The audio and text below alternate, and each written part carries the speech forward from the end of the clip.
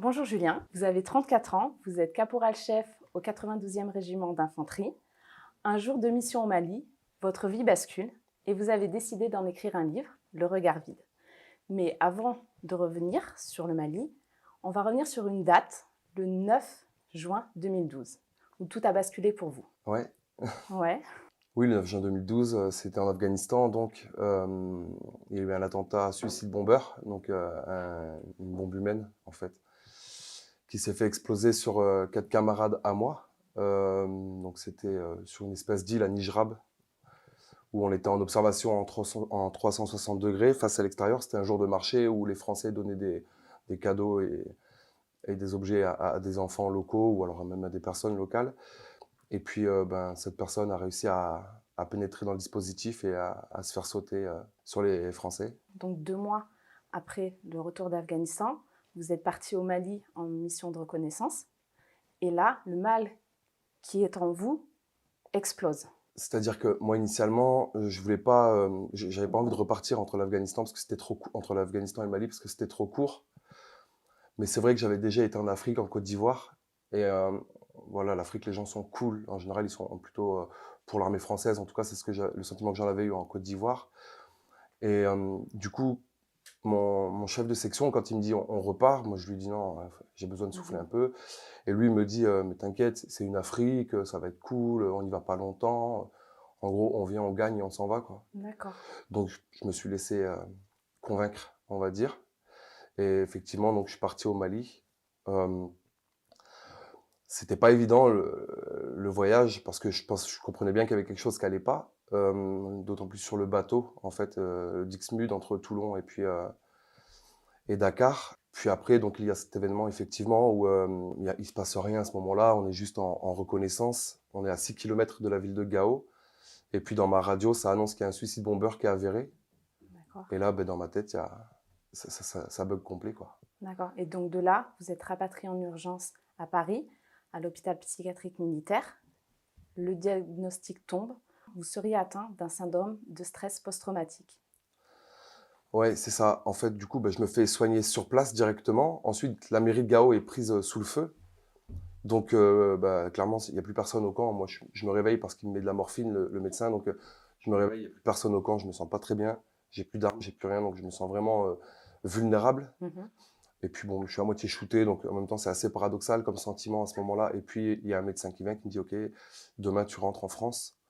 Donc, en fait, je suis pas rentré en France le lendemain. J'ai passé une semaine à l'hôpital à Bamako, à l'hôpital militaire.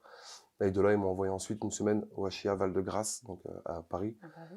J'ai été interné une semaine. Bon, mais clairement, j'ai bien compris qu'il fallait que je dise que tout va bien pour rentrer voir mon ex-femme à ce moment-là.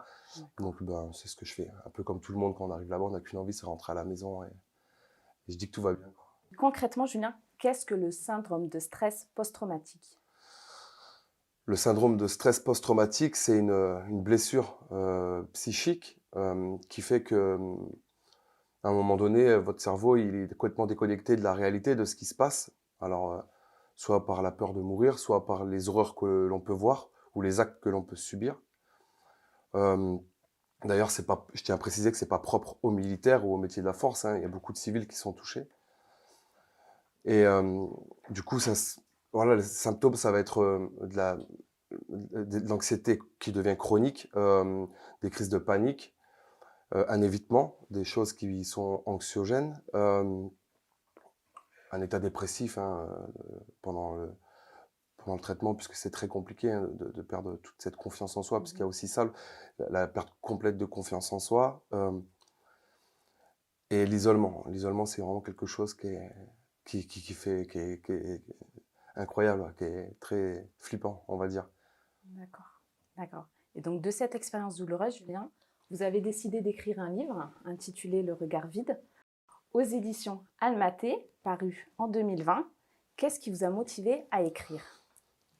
Donc, à mon retour de l'hôpital, du HIA Val-de-Grâce, j'ai subi ce qu'on appelle une descente aux enfers. Mhm.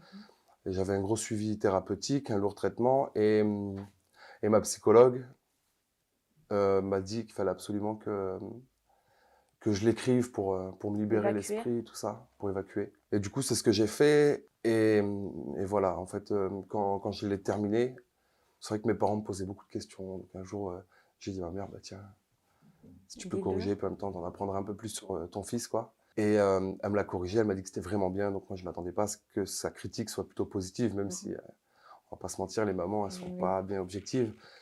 Mais au final, je suis rentré au régiment, je l'ai donné au chef de corps pour qu'il me donne son avis. Il m'a proposé de le corriger en plus, et puis il m'a dit qu'il fallait que je l'envoie aux éditions, quoi. D'accord. Mais à la base, c'est vraiment un exutoire, un exercice thérapeutique. D'accord. Et votre hiérarchie, votre famille vous a soutenu dans cette expérience? Alors, ma hiérarchie et ma famille m'a soutenu dans cette expérience. Elle me soutient encore d'ailleurs. Euh, ouais, oui, ils me soutiennent encore, tous. D'accord. Quelle différence fais-tu entre le Julien d'avant et le Julien de maintenant? Voilà la chose que je dirais. Donc, je pense qu'il y a le Julien d'avant cet événement, il y a le Julien d'après, et j'ai l'impression qu'il y a aussi le Julien d'après le livre, la D'accord. parution du livre. En tout cas, aujourd'hui, je suis quelqu'un de très tolérant, j'arrive à tout comprendre finalement, et je suis très dans le désir d'aider les autres en fait, D'accord. d'aider. Et ça me semble important pour moi d'ailleurs d'insister sur un point, c'est que le but de ce que je fais, parce que moi je suis jamais à l'aise devant les médias, les trucs comme ça, et clairement si je le fais, c'est parce que j'aimerais que tous les gens qui osent pas en parler, qui n'osent pas consulter, les choses comme ça, elles arrivent à se dire, mais oui, si lui il arrive à le faire, il faut que je le fasse, ça Oui. lui a fait du bien à lui, donc moi ça me fera du bien aussi. Et ça D'accord. c'est hyper important, donc voilà. D'accord. Mais aujourd'hui, concrètement, Julien, comment allez-vous? Et quels sont vos projets futurs? Mais aujourd'hui ça va mieux, mon état est stable, je dirais, donc voilà, ça fait du bien. Oui. Et mes projets futurs, bon ben là, je reprends des études, donc parce que je voudrais devenir CPE, je voudrais m'occuper des jeunes ados énervés, on va dire. Et, euh, et du coup, ben, j'ai un cursus scolaire assez long qui arrive, mais moi je suis plutôt motivé, donc c'est cool. Sinon, ben, j'ai l'écriture de 2 romans qui sont à la correction actuellement, et puis un recueil de poésie qui est aussi à la correction actuellement, que j'aimerais faire éditer pour l'année prochaine. Toujours l'écriture à côté. Ah ouais, toujours l'écriture. D'accord. Peut-être un peu trop même. Et du coup, vous nous avez dit en off tout à l'heure que vous étiez amoureux de notre belle région qui est l'Auvergne. Donc, on va vérifier ça. Bah ouais. Alors, je vais te poser des questions. Alors, parmi les 3 personnages que je vais te citer, lequel est né à Clermont-Ferrand? Blaise Pascal, Sidoine Apollinaire ou Chateaubriand? Blaise Pascal. C'est ça, c'est ça? Blaise Pascal. J'ai fait au hasard, non. Non, c'est bon, Ok. c'est ça, c'est Blaise Pascal. Maintenant, une question gastronomique. Parmi ces fromages, lequel n'est pas d'Auvergne? Facile. Ouais. Le Salaire, le Saint-Nectaire, le Roquefort ou la fonte d'Ambert?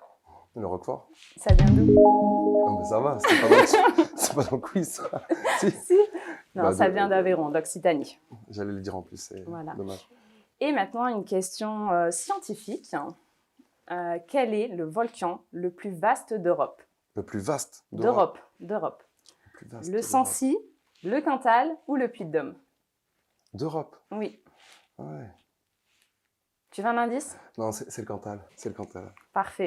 Et dernière question, la question à 1000 points. Quel est le slogan de Par ici l'Auvergne? Ouais, il a dit tout à l'heure. Ici l'Auvergne. Ici commence l'Auvergne. Non. C'est fort. C'est quoi? C'est par ici l'Auvergne? Ici commence l'Auvergne. On va peut-être le dire ensemble face caméra. Allez, Laquelle? on y va?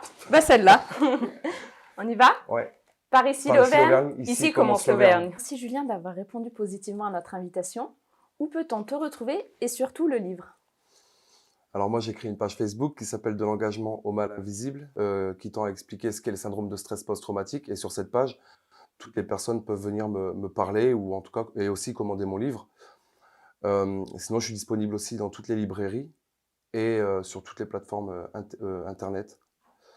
D'accord. J'ai aussi des séances de dédicaces de prévues. Donc le 19 juin, je serai à Clermont pendant la journée des blessés nationale Pendant la journée nationale des blessés de l'armée de terre, je serai à Clermont. Le 26 juin, je serai à Lezoux, à la médiathèque. Le 3 juillet, je serai à Montluçon, à Cultura. Et je serai le 4 septembre à Bellerive-sur-Allier, à l'espace culturel de Clermont. Ok, super. En tout cas, moi, je vous recommande, j'ai beaucoup apprécié ce livre. Je vous remercie encore une fois, Julien. C'était Adélaïde pour Par ici l'Auvergne et n'oubliez pas de vous abonner, liker et partager.